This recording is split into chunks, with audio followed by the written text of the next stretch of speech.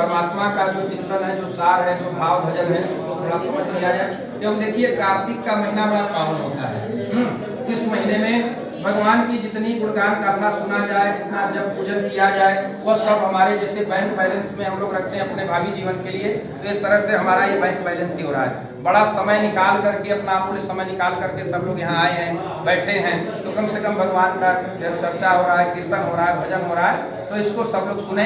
जिसकी जो मनोकामना हो, दुख हो, चिंतन हो, सब परमात्मा को सुनाइए। मेरे प्रभु सभी के दुख और चिंतन को दूर करेंगे, यह मेरा विश्वास है। प्रेम थोड़े सत्यनारायण भगवान श्री सूतवाच धारं प्रक्षाम श्रुतम ऋषिकमासीत तुंगध्वजो राजा प्रजापालनः सातुरः।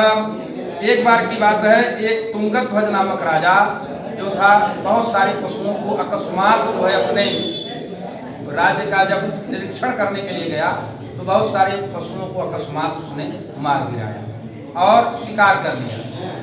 फिर इसके बाद ग्वाल बाल भाई जहाँ पर सत्यनारायण भगवान की व्रत कथा कर रहे थे, वह राजा न तो वहाँ पर गया, न उनके द्वारा प्रसाद लिया, और दुखित खिन्न मन होकर के अपने नगर की ओर चला गया। और कुछ दिन के बाद धीरे धीरे उसके नगर में तमाम दुख, परेशानी, चिंतन ये सब होने लगा, और वह सोचने लगा कि आखिरकार ऐसा कैसे होता है। तो उन्हीं ग्वाल बालों के पास गया और सत्यनारायण भगवान के स्वरूप को, पूजन को देखा, और उन्हीं ग्वाल बालों के साथ जाकर के सत्यनारायण का पूजन किया, और हर प्रकार से सुख संपत्ति को प्राप्त करके अंत में वह वैकुंठ लोक की ओर गया।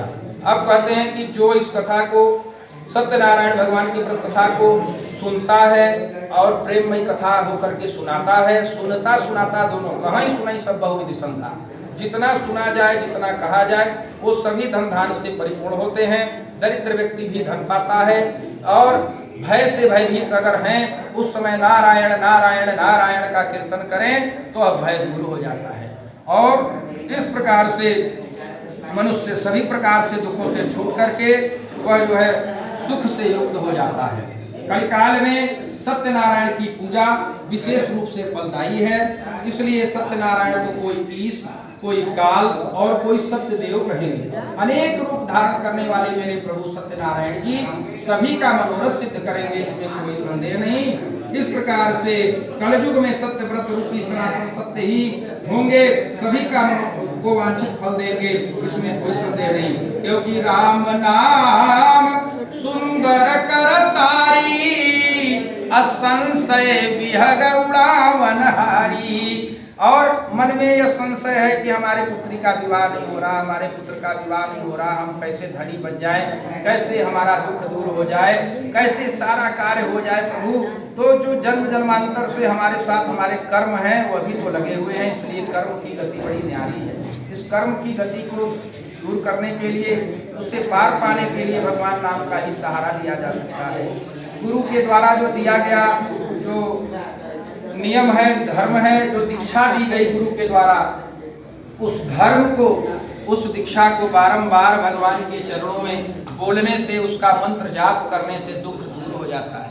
इस तरह से गुरु का चिंतन और वाणी से, व्यवहार से परोपकार करते हुए सभी, क्योंकि सिया राम मैं सब जगत जानी, अकरहूं प्रणाम जोरी जुग पानी। हम में, आप में, इनमें, उनमें, सब जीव चराचर में भगवान सत्यनारायण जी दिख रहे हैं। इसलिए धर्म को ध्यान रखते हुए सब में, हम में, उनमें, जो हम में है वह उनमें है, ऐसा भाव जब आ जाता है जीव का, तो देवमय हो जाता है।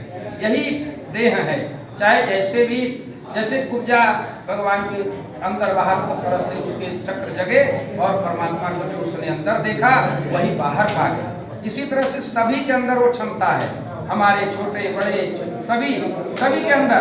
कोई ये नहीं है कि मतलब परमात्मा को प्राप्त नहीं कर सकता। सभी, जैसे अनुराग जी ने बताया अभी कि हम सभी लोग, लेकिन अपने आप को पहचानने की जरूरत है कि हम क्या हैं, मनुष्य किस लिए आया है संसार में, हमें क्या करना है, क्या, कैसे, हमारा ध्येय क्या है, हमारा उद्देश्य क्या। केवल पेट पालना हमारा उद्देश्य है, बाल बच्चों का जीवन करना नहीं, उनका भी उद्देश्य है, उनको भी देखेंगे। लेकिन वो सब देखते हुए भी जो समय बचेगा 24 घंटे में एक बार परमात्मा का याद, सत्यनारायण जी की याद जरूर करेंगे। क्योंकि ये शरीर उन्हीं का दिया हुआ है, ये मन बुद्धि चित्त सब उन्हीं का दिया हुआ। तेरा तुझको अर्पण का जो भाव है यही है, यही भाव है। इसी भाव के साथ में अब हम अपने वाणी को विराम देंगे। भगवान सत्यनारायण जी सभी की मनोकामना को सिद्ध करते हैं। या सत्यनारायण भगवान अपने आप में बड़ा ही अलौकिक है। इस व्रत का अनुष्ठान करने वाले जो भक्त होते हैं वह परमात्मा के प्रेम से धन संपत्ति मकान भूमि जमीन आल औलाद सब कुछ प्राप्त करते हुए जब प्रभु के शरण में जाता है तो उसका स्वरूप जो है प्रभु के सदृश हो जाता है और परमात्मा के शरण में जाकर के वह सद्गति को प्राप्त करता है। यही सत्यनारायण भगवान की व्रत कथा का पंचम अध्याय है। प्रेम से बोलिए सत्यनारायण भगवान की जय। वृंदावन बिहारी लाल की जय।